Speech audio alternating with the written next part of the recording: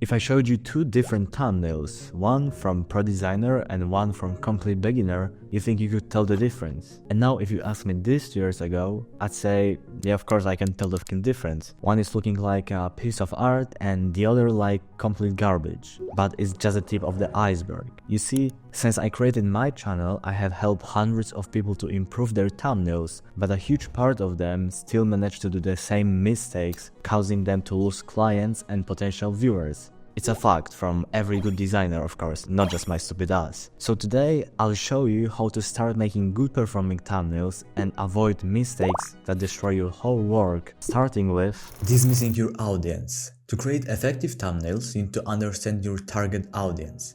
One key way to do this is by considering their age demographics. When we create content, we want to optimize it for our audience as much as possible. But to do this, we need to know our audience very well. To do this, we can use YouTube Studio and look for the age information in the audience section. For example, my audience is mostly around the age of 18 to 24, so I have mid-age audience that is pretty normal for my niche. We split our audience into 3 parts, and the first part is the young audience, mostly persons below 16. And in this case, we're gonna use more vibrant thumbnails with expressive faces and fun elements to engage them. And most of the time for this type of content, we're gonna use thumbnails that look kind of like this. The second type of audience is mid-aged audience that I personally have, and it's people around 18 to 24. In this case, we're gonna use more tone thumbnails, but keeping it clean and eye-catchy.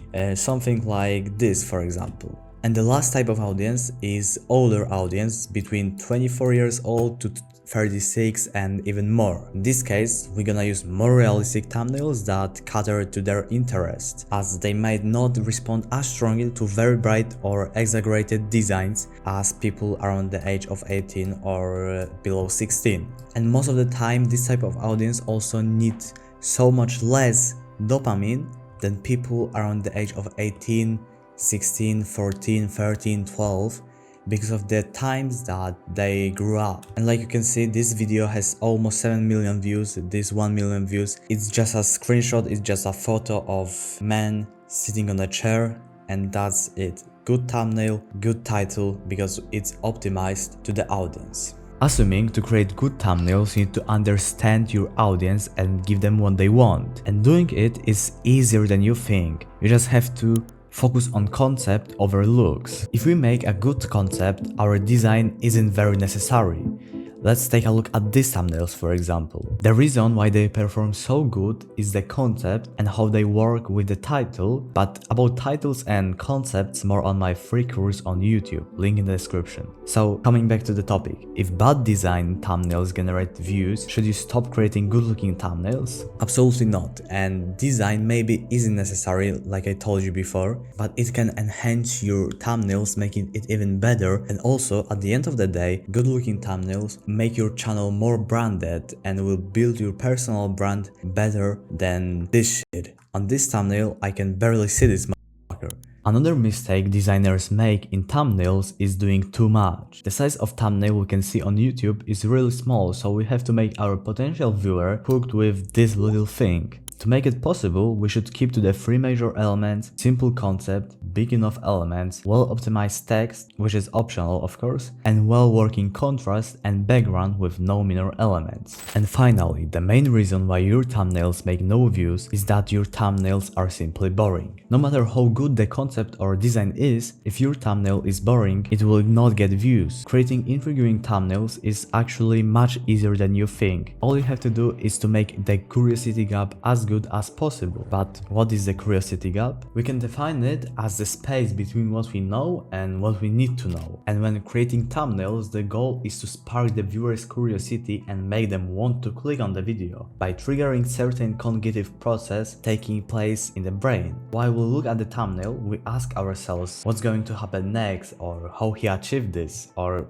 how is it possible? We feel this need to click on it because we want to know more. Thumbnails is our video's business card. That's why you gotta know how to get viewers' attention, and there is literally millions and millions of ways to do this, but these are the most popular. First of all, aesthetics. Simply, we love to look at beautiful things that looks clean. Real life example, we love to go climbing on some mountains and then look at the view from the top because everything just look beautiful faces. And I'm not talking about your face because most of the time your face isn't performing as good as face of Mr. Beast, for example, because of the familiarity bias. So to maximize chances of these faces, we can use some popular ones. Big numbers. Big numbers always pops out like 1 month, day 5, day 30, 100 days. And this link up with the another thing, which is money. Money always pops out and grabs this attention. So when we see $1 million on thumbnail, it's gonna get our attention much better than, for example, $1 or $500 or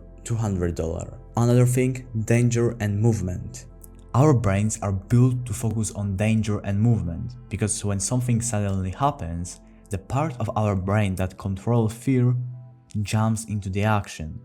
It's like having an alert system in your head, so it's normal that we're gonna react to this kind of things on thumbnails so good. Displays of emotion and feelings, it helps us understand how others are feeling and what they might do next. Here is the moment when one of the questions from the earlier part of the video comes in. What exactly going to happen next?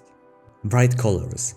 Bright colors grab our attention because our brains are wired to notice them more than any other more tone color. They have also much more to offer. For example, they work on our instinct of survival, they add high contrast to the thumbnail, they also connect with the emotions and how we feel. The techniques you choose, for example bright colors or overreacted emotion, depend on your target audience. You wouldn't want to use goofy elements for a more serious older audience, but they could work well for content aimed at children. And maybe I will make you feel disappointed after watching this video, because there is a brutal truth. In the end of the day, the most important tip about thumbnail is you have no impact on how videos is gonna perform. No matter how good your thumbnail is, if your content sucks, your thumbnails will also suck.